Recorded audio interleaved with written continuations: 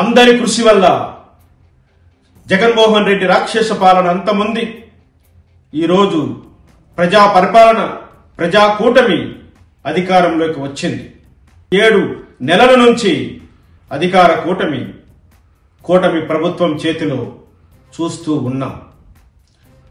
అదేవిధంగా నా డిబేట్లు కొనసాగుతూనే ఉన్నాయి.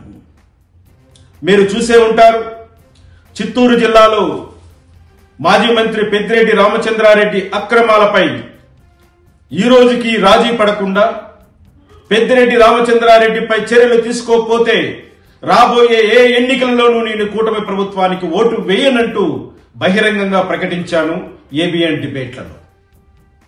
అదేవిధంగా ఈ కూటమి ప్రభుత్వం ఒకవేళ పెద్దిరెడ్డి రామచంద్రారెడ్డిపై చర్యలు తీసుకోకుండా ఏ కారణం చేతనైనా రాజీ పడితే నా యొక్క పగను నేను నెరవేర్చుకుంటాను ఏదో విధంగానంటూ కూడా బాహటంగా ప్రకటించాను.